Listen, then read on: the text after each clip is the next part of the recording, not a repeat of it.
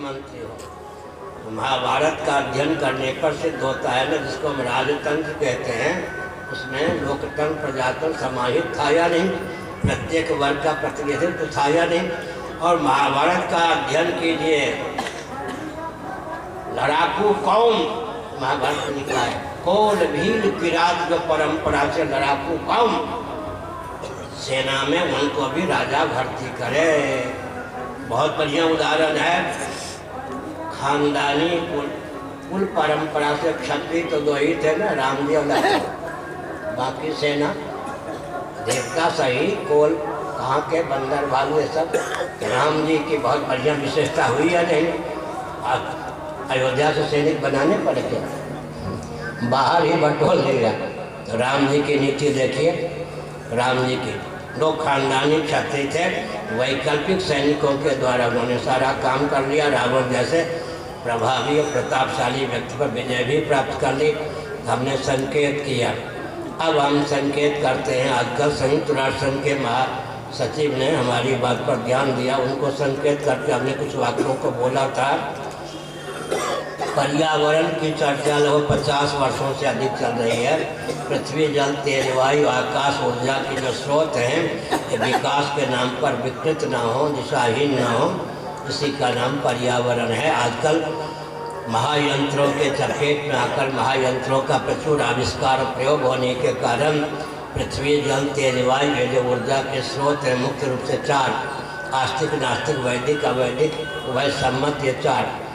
वैज्ञानिक तो आकाश को समझ ही नहीं पाया, तो ईथर या क्या क्या कहते हैं, आकाश का ठीक से ज्ञान वैज्ञानिकों का भी नहीं हुआ। पृथ्वी आदि का भी ठीक से ज्ञान नहीं है। फिर भी हमने ऊर्जा के जो स्रोत है, मुख्य रूप से आस्तिक, नास्तिक, वैदिक, अवैदिक, वह सम्मत, पृथ्वी, जल, तेज, वायु, महायंत्रों का आविष्कार और प्रयोग होने के कारण चारों के चारों इतने क्षुब्ध कुपित हो गए हैं कि चंद्रमा की सतह भी कई मीटर धंस गई है या नहीं, चंद्रमा की सतह भी धंस गई। तो विभीषिका है। इसीलिए मनुस्मृति 1163 के अनुसार महायंत्र प्रवर्तनम, शासन तंत्र का दायित्व है कि महायंत्रों के प्रवर्तन को प्रतिबंधित रखे। अब लोग तो चौंक जाएंगे, महायंत्र के द्वारा ही सब विकास आजकल। और एक बुरा न मानो, होली है, मोदी जी अब नहीं बोलते, पहले बोलते थे।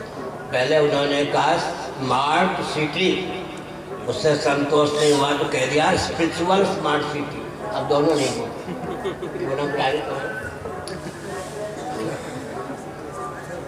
महानगर को आजकल विकास का मापदंड मानते हैं या नहीं? महानगर में शुद्ध मिट्टी सुलभ है क्या? अब तो गांव की मिट्टी को भी विकृत करने का प्रकल्प चल पड़ा, लेकिन महानगर में शुद्ध मिट्टी सुलभ है क्या? शुद्ध पानी सुलभ है क्या? चंद्रमा और सूर्य की रश्मियाँ भी विकृत होकर आती या नहीं? और गैस चूल्हा से तो कोई प्रकाश भी, भोजन भी विषय बनी रहा है। महानगर में शुद्ध मिट्टी सुलभ नहीं, शुद्ध पानी सुलभ नहीं, शुद्ध प्रकाश सुलभ नहीं, शुद्ध पवन सुलभ नहीं, प्रचुर आकाश सुलभ नहीं, शुद्ध मनोभाव सुलभ नहीं, शुद्ध मुस्कान सुलभ नहीं, संयुक्त परिवार सुलभ नहीं। संयुक्त परिवार सुलभ नहीं तो कुल देवी सुलभ नहीं, कुल देवता सुलभ नहीं, कुलाचार सुलभ नहीं, कुलोचित विचार सुलभ नहीं। घुमा फिरा कर विकास के नाम पर क्या हुआ? चौबे गए, छब्बे होने, डूबे भी नहीं रह गए। संतान उत्पन्न करने और भोजन करने की मशीन बना के मनुष्यों को रख दिया विकास के नाम पर। इसलिए हम कहा करते हैं कितनी चिड़िया उड़े आकाश, चारा है धरती के पास।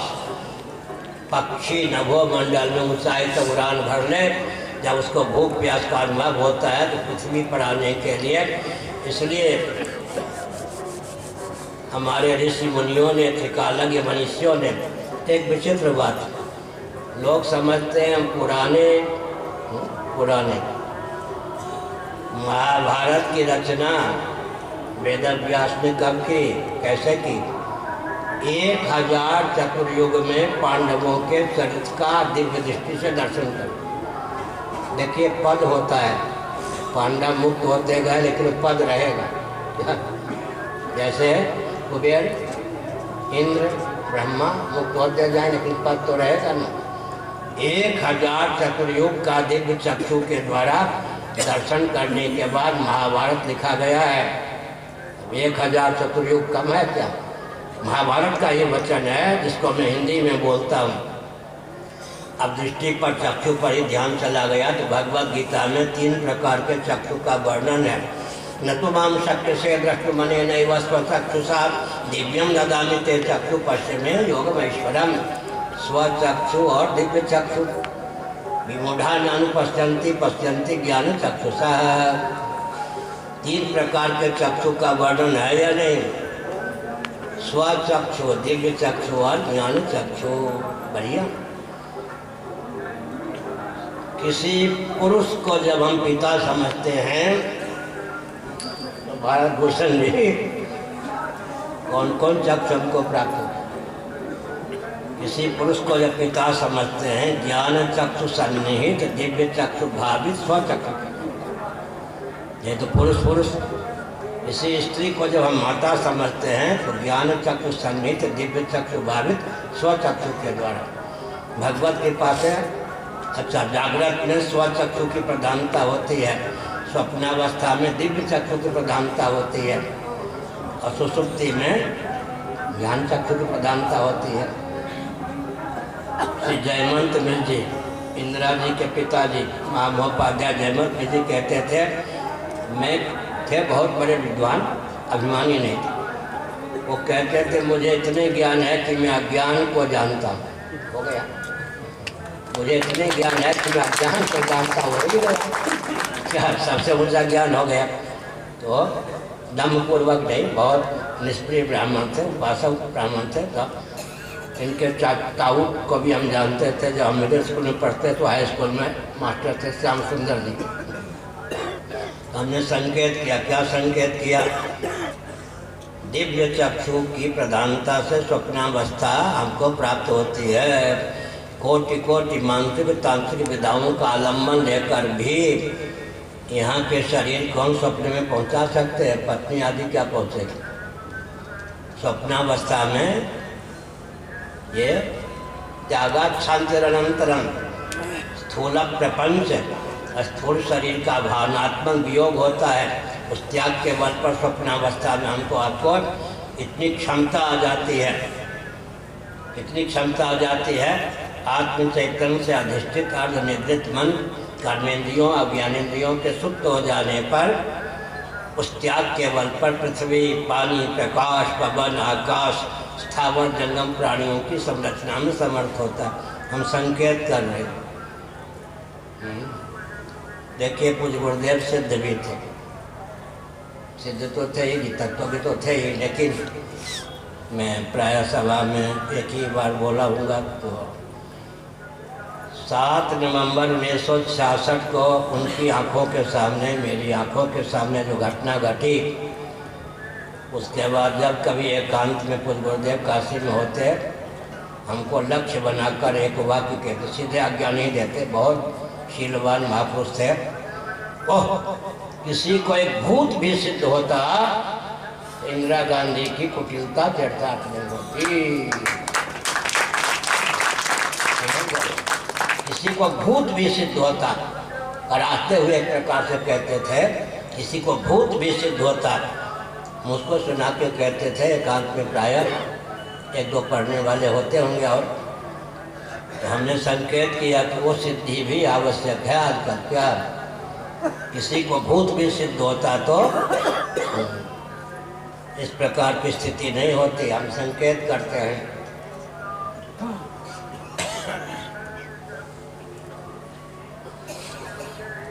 परीक्षित को डसने के लिए तक्षक नाग ब्राह्मण का रूप धारण करके आ रहा था। महाभारत कल्पभेद से, कल्पभेद हरिचरित सुहाय, कल्पभेद से महापुरुषों के चरित्र में भी भेद होता है। रास्ते में महामांत्रिक कश्यप जी भी मिल गए। तक्षक तो ब्राह्मण का रूप धारण करके आ ही रहा था, कश्यप ब्राह्मण ठहरे। दोनों में संवाद शुरू हुआ। उसके बाद तक्षक ने कहा, मैं कैसे समझूं कि मैं जब परीक्षित को डसूंगा मर जाएगा। उस मरे हुए परीक्षित को फिर आप जिला देंगे, इतनी क्षमता आपको वो है, इतनी क्षमता आपके जीवन में, मंत्र बल के आप विशेषज्ञ हैं। उन्होंने कहा परीक्षा ले लो।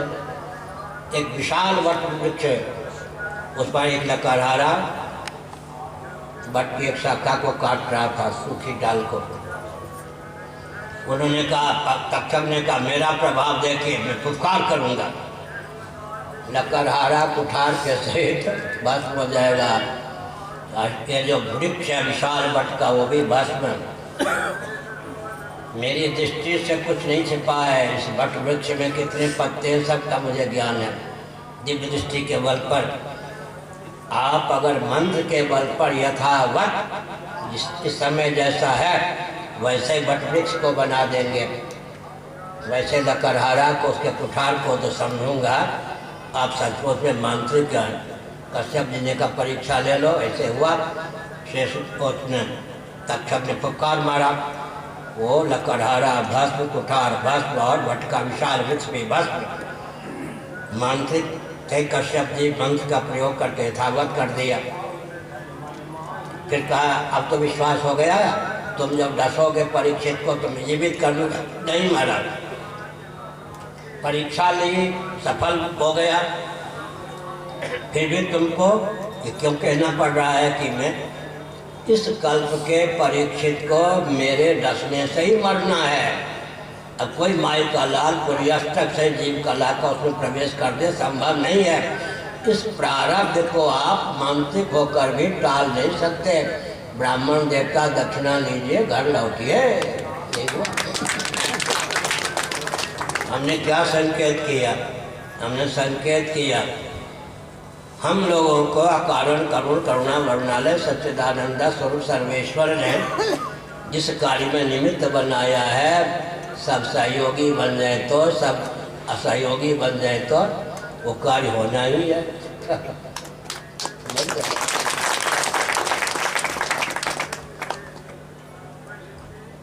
एक बार की घटना है, विपिन चंद्र मिश्र दिल्ली हाई कोर्ट के जस्टिस रहे थे, बाद में हमारे छोटे गुरु भाई हुए, आयु में हमसे बहुत बड़े। विपिन चंद्रानंद सरस्वती, मैंने उनको कोई सूचना नहीं दी, मैं शंकराचार्य के पद पर प्रतिष्ठित किया गया था। नरसिंह राव ने रामालय ट्रस्ट बनवाया था, मेरे अतिरिक्त मान्य आचार्यों ने बड़े चाव भाव से हस्ताक्षर किया हो, भाग समझा उन्होंने। मुझे मालूम पड़ गया कि नरसिंह राव मंदिर तो बनवाना चाहते हैं रामलला का, अगल बगल या आमने सामने मस्जिद भी बनाना चाहते हैं। मैंने हस्ताक्षर नहीं किया, मैं शंकराचार्य के पद पर प्रतिष्ठित ही किया गया था। नरसिंह राव ने मेरे अपहरण का मरवाने का सारा षड्यंत्र किया। सहयोगी वो महान भाव थे जिन्होंने हस्ताक्षर किया।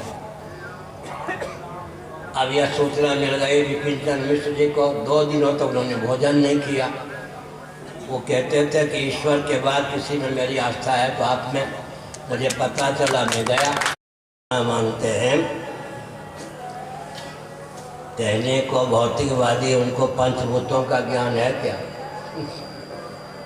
अध्यात्मनिष्ठ व्यक्ति तो पंचभूतों का विशेषज्ञ होता है, भौतिकवादियों को तो पंचभूतों का भी ज्ञान ठीक से नहीं होता। दूसरी बात यह है, इंद्रियों की गति केवल वर्तमान तक होती है। जितना विशिष्ट शरीर को ही आत्मा मानने वाले जितने भौतिकवादी हैं, उनकी दृष्टि केवल वर्तमान तक सीमित रहती है। लेकिन वेदादि शास्त्रों के द्वारा भूत भविष्य वर्तमान तीनों कालों में जो पदार्थ और कालातीत अव्याकृत परमात्म तत्व का भी अधिगम होता है। यत्त्रिकालातीतम तदप्योंकार एव भूतम भव्यम भविष्यम च सर्वम वेदात् प्रसिद्ध्यति। मांडूक्य उपनिषद और मनुस्मृति के वचनों को हमने समुद्रित किया। अध्यात्मनिष्ठ व्यक्ति की विशेषता क्या है? तैत्तिरीय उपनिषद में मनोनिष्ठ वेदादि शास्त्रों को माना गया है। क्योंकि मन की गति भूत भविष्य वर्तमान तीनों कालों में होती है और कालातीत अव्याकृत परमात्मा में भी होती है। इंद्रियों की गति केवल वर्तमान तक सीमित रहती है, इसलिए इंद्रियात्मवादी चेतना विशिष्ट शरीर को आत्मा मानने वाले संकीर्ण होते हैं। उनकी दृष्टि वास्तव में कालातीत परमात्मा तत्व तक पहुँच ही नहीं पाती। अब तक के प्रकरण का सार निकला कि सनातन धर्म में हमारे वेदांत शास्त्रों के अनुसार जो जीवन यापन है उसमें तो स्वार्थ परमार्थ की सिद्धि के लिए स्वतंत्र रूप से स्वार्थ कोई स्थान ही नहीं प्राप्त है। आजकल हम इसकी मूली भाषा में व्याख्या करते हैं। हम शयन करते हैं सनातन धर्म में, तो देवी देवता को योग निद्रा लाभ करा करके शयन करते हैं। जगते हैं तो देवी देवता को योग निद्रा से जगाने की भावना से जगते हैं। स्नान करते हैं तो देवी देवता को स्नान कराने की पात्रता समर्जित करने की भावना से करते हैं। हमारे यहाँ भोजन बनता है तो देवी देवता को भोग लगाने के निमित्त से बनता है। हम भोजन करते हैं तो देवी देवता को भोग लगा करके भोजन करते हैं। गृहस्थ हैं, पत्नी आ गई तो लक्ष्मी स्वरूप है, पति मिल गए तो नारायण स्वरूप है। इसका अर्थ क्या है? प्रतीकोपासना। मातृदेवो भव, पितृदेवो भव, आचार्य देवो भव, अतिथि देवो भव। हमारा सकल व्यवहार प्रतीकोपासना को लेकर चलता है और अंत में परमात्म तत्व में मनोनिवेश हो सके, इसीलिए जीवन मनुष्यों का शरीर मनुष्य शरीर हमको प्राप्त हुआ है। आजकल हम एक बात कहते हैं, एक विचित्र तथ्य है, ये जितने स्थावर प्राणी हैं, स्थावर प्राणी तो भगवत तत्व का अनुसंधान क्या करेंगे? जंगम प्राणी चींटी चिड़िया इत्यादि, इनमें भी भगवत तत्व के परिमार्जन की क्षमता कम ही होती है, नहीं के बराबर होती है। मनुष्य शरीर जो है वो कर्मायतन, भोगायतन, ज्ञानायतन तीनों ही है। हमको आपको जो जीवन प्राप्त हुआ है, हम जगत का भी श्रवण कर सकते हैं, चाहे तो जगदीश्वर का भी श्रवण कर सकते हैं, जगत का भी मनन कर सकते हैं, चाहे तो जगदीश्वर का भी मनन कर सकते हैं, जगत का भी ध्यान कर सकते हैं, जगदीश्वर का भी ध्यान कर सकते हैं। आत्मा वारे द्रष्टव्य श्रोतव्यो मंतव्यो निधिध्यासितव्य। इसलिए भगवत तत्व का परिमार्जन होना चाहिए, भगवत तत्व में मनोनिवेश होना चाहिए। जिसका मन भगवान में सन्निहित हो गया वो भव सिंधु से पार हो जाता है। आजकल हम एक तथ्य और भी उद्भाषित करते हैं शास्त्रों के अनुसार, वैखरी वाक। तभी जो मैं बोल रहा हूँ, अको विसर्जनीय नाम कंठा, हृदय और नाभि मंडल को भी ले लें तो 10 संस्थानों के द्वारा वैखरी वाक्य की निष्पत्ति होती है। मनोनिष्ठ वाक्य का नाम मध्यमा वाक्य है। मनोनिष्ठ जो वाक्य है उसको मध्यमा, मनोनिष्ठ वाक्य जब बुद्धिनिष्ठ हो जाए तो उसी का नाम पश्यंती है। आत्मचेतन से अधिष्ठित अव्यक्त में जाकर बुद्धि सहित तद्गत वाक सन्निहित हो जाए तो उसी का नाम परा है। भगवान नाम का संकीर्तन अर्थानुसंधान पूर्वक करना चाहिए। भगवान नाम का संकीर्तन वैखरी वाक से जो करते हैं, भवसिंधु में था पाने की उनको योग्यता प्राप्त हो जाती है। मध्यमा वाक से करते हैं, भवसिंधु के पार जाने की क्षमता उनको प्राप्त हो जाती है। और अगर कहीं पश्यंती वाक से भगवान नाम का अर्थानुसंधान पूर्वक जब करते हैं तो भवसिंधु सूख जाता है। कल भी मैंने कहा था, पश्यंती वाक का अर्थ क्या है? योगी जिस वाक से देखते हैं उसका नाम पश्यंती।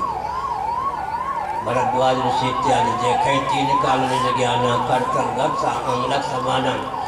जिस वाक से योगी वाक से देखते हैं, जिस वाक से योगी देखते हैं उसका नाम पश्यंती है। परा वाक तो कहना ही क्या। हमारे जीवन में वैखरी वाक की अभिव्यक्ति के मूल में मध्यमा वाक, पश्यंती वाक, परा वाक का सन्निवेश होता ही है।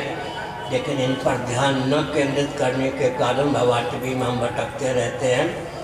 भगवत भजन के लिए ही पूरा जीवन समर्पित होना चाहिए। तदर्थे किंचेष्टितम, इससे घाटा नहीं है, लाभ ही लाभ है। अब तक के प्रवचन का सार क्या हुआ? हमारे पूज्य गुरुदेव धर्म सम्राट स्वामी करपात्री जी महाराज के संबंध में पूज्य स्वामी अखंडानंद जी महाराज कहा करते थे, मर्त्य लोक में भूमंडल पर आजकल धर्म और ब्रह्म के मर्मज्ञ अगर कोई हैं तो स्वामी करपात्री जी समग्र वेदार्थ जिनके जीवन में सन्निहित है। और एक विचित्र बात है, नेहरू जी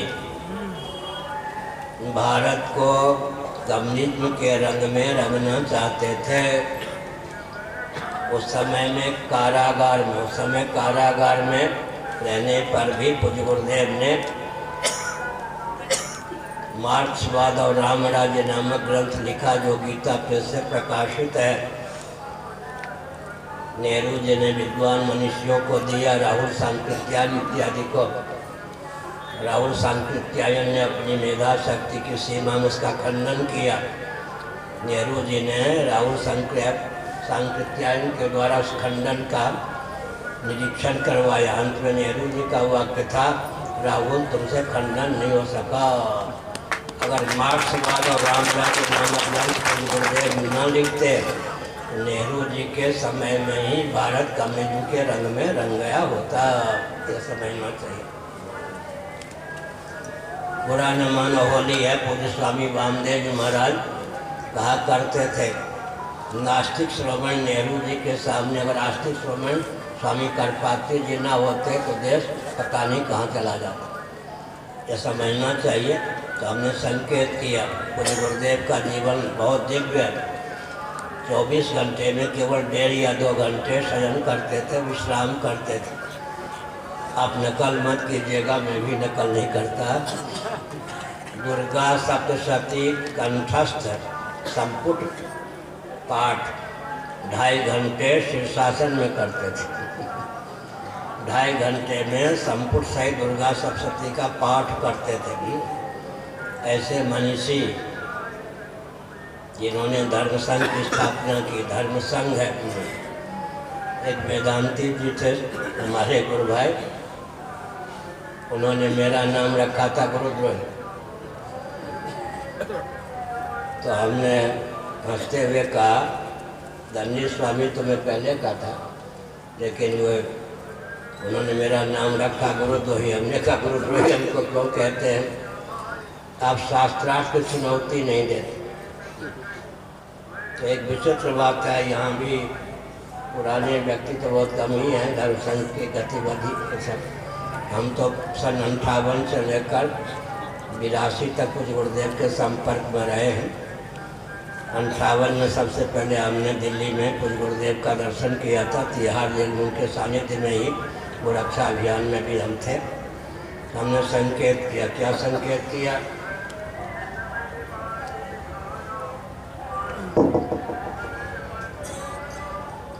पूज्य गुरुदेव ने एकांत में कहा कि मैंने धर्म संघ की स्थापना किस उद्देश्य की, राम राज्य की स्थापना किस उद्देश्य की तुम्हें मालूम है? और ये दोनों संस्थाएं किधर चली गई, इस पर तुम दृष्टि डालो और मौलिक स्वरूप को उद्भाषित करना ये आदेश था उनका। तो मैं काम करता हूँ। भारत भूषण पांडे जी आदि को मालूम है, शास्त्रार्थ की चुनौती नहीं देता, लेकिन जो कहता हूँ शास्त्रार्थ ही कहता हूँ। शास्त्रों का तात्पर्य तो व्यक्त करता हूँ, किसी को शास्त्रार्थ की चुनौती नहीं देता। पुरानी भाषा है, माँ का दूध पिया हो, छाती में बाल हो तो कोई भिड़ जाए। इससे हुआ क्या, उस समय आवश्यकता थी, अपने भी पढ़ाए हो गए।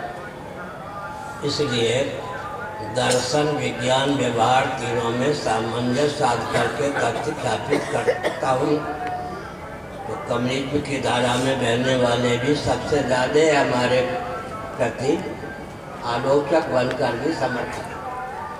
तो कार्य करने की शैली, लक्ष्य तो ठीक है, लेकिन लक्ष्य को देशकाल परिस्थिति के अनुसार कैसे सिद्ध करें, उसके लिए विधा का अनुसंधान भी आवश्यक है। हमने संकेत किया।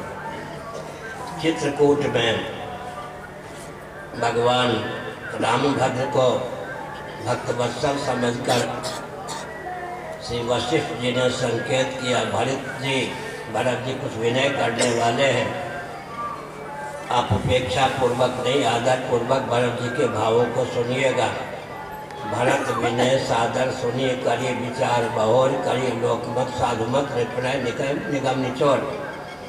आपका जो निर्णय हो, भरत जी जो कहें आँख मूंद कर मत मानिए, आदर पूर्वक सुनिए, उपेक्षा पूर्वक मत सुनिए, लेकिन विचार भी कीजिए। विचार बिंदु दिया वशिष्ठ जी ने, साधु मत, लोक मत, शास्त्र मत, राज मत, इन सब में सामंजस्य साध करके आप कोई निर्णय लें।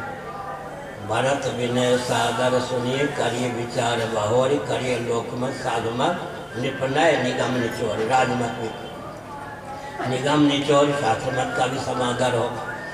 आजकल हम संकेत करते हैं, सफल हम तब होंगे जब देश काल परिस्थिति का ज्ञान होगा, दर्शन विज्ञान व्यवहार में सामंजस्य साध करके कुछ कहेंगे लिखेंगे। एक गीता सुब्रह्मण्यम है, ईश्वरों में वैज्ञानिक विदुषी हैं, वैज्ञानिक हैं। उन्होंने मुझसे कहा, प्राइमरी कक्षा के बच्चों के बीच में जाने से बहुत घबराती हूँ। मोबाइल मार्का बच्चे ऐसा प्रश्न कर देते हैं, मेरा लिखना पढ़ना सब चौपट हो जाता, मुँह बंद हो जाता। आजकल अपने आप में कुछ बन के घूमते रहे, वो बात अलग है। प्राथमिक कक्षा का बच्चा भी एक प्रश्न कर दे तो बड़ों के मुंह बंद हो जाते हैं। इसलिए यह भी ध्यान रखना चाहिए कि देश काल परिस्थिति को समझ करके फिर दर्शन विज्ञान व्यवहार तीनों दृष्टियों से सामंजस्य साध करके करेंगे, कहीं से कोई उंगली नहीं उठेगी। अनावश्यक संघर्ष नहीं मोल लेना चाहिए, समझ गए। एक विचित्र बात आजकल मैं कहता हूँ, सेवा के लिए ही जो संस्था बनती है, सेठों की पॉकेट में जाके समा जाती है। रामकृष्ण केवल सेवा की ही भावना से जो संस्था बनती है, ज़्यादा दिनों तक नहीं टकती। शोषक जो धनी वर्ग हो, सब नहीं, जो शोषक धनी वर्ग होते हैं उनके पॉकेट में जाकर वो संस्था समा जाती है। केवल संघर्ष के लिए जो संस्था बनती है, शिवसेना के समान 10 हो जाती है। तो बहुत सी संस्थाएं बनी केवल संघर्ष के लिए, केवल सेवा के लिए, सब चली गई। सिद्धांत के आधार पर जो संस्था बनती है टिकाऊ, आवश्यकता पड़ने पर संघर्ष भी, सेवा भी, लेकिन सेवा या संघर्ष के नाम पर ही संस्था बनेगी, टिकाऊ नहीं होगी। ये हमने संकेत किया। दूसरी बात का लक्ष्य वेद, लक्ष्य वेद। ये जितने राजनेता हैं मालूम है, लक्ष्य वेधी वाण में ये निपुण है, शब्द वेधी वाण।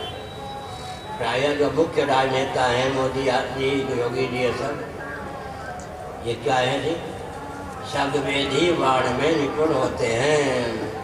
शब्द वेधी वाण बता दूँ, दो दो शब्दों के माध्यम से इन्होंने अपना उल्लू सीधा कर लिया, समाज को काम पहुँचा दिया। तो 2 शब्द क्या हैं, सवर्ण असवर्ण, श्रमजीवी बुद्धिजीवी, आदिवासी आगंतुक। और राजनेताओं को परख पाना बहुत कठिन है या नहीं। ये शब्द वेधी वाण के द्वारा समाज को गुमराह कर देते हैं, अपना उल्लू सीधा कर लेते हैं। हमने 6 शब्दों का प्रयोग किया। सवर्ण असवर्ण अपनी जगह हैं, लेकिन उनमें भेद डाल करके चुनाव लड़ते हैं। सवर्ण असवर्ण, फिर क्या होता है, बुद्धिजीवी श्रमजीवी, श्रमजीवी बुद्धिजीवी, फिर क्या करते हैं, आदिवासी और आगंतुक। तिलक इत्यादि भी बह गए, क्या व्यास वशिष्ठ इत्यादि यहाँ के मूल निवासी नहीं थे? आदिवासी शब्द तो भयंकर शब्द है ना, क्या व्यास वशिष्ठ इत्यादि यहाँ के मूल निवासी नहीं थे? तिलक इत्यादि बह गए, आदिवासी और आगंतुक। इसलिए हमने संकेत किया, राजनेताओं की कूटनीति को परख पाना बहुत कठिन है। शब्द वेधी वाण के द्वारा समाज को दिशाहीन कर देते हैं। इसलिए राजनेताओं की चाल को समझना चाहिए। और एक विचित्र बात है, आजकल की जो प्रक्रिया है चुनाव जीतने की या चुनाव लड़ने की, उससे तो भव्य भारत की संरचना ही नहीं हो सकती है। पार्टी को इतनी दक्षिणा दें, आजकल की भाषा में डोनेशन दें तो टिकट मिले, इतने आतंकवादियों का साथ लें तो चुनाव, नहीं तो हमारे भारत भूषण जी भी जीत जाते।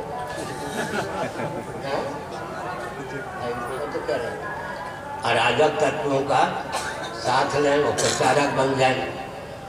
अब वो लाखों रुपया पार्टी को चट्टा कर या पार्टी के संस्थापक होकर लाखों रुपया समाज में लेकर अराजक तत्वों को पाल करके जो मान लीजिए जीत भी गया, कहीं उसी की पार्टी ने सरकार बना भी ली, 5 साल की अवधि में 2 वर्षों तक उसको जमने में लग जाता और 2 वर्ष आगे चुनाव में जीतने के फिराक में उसके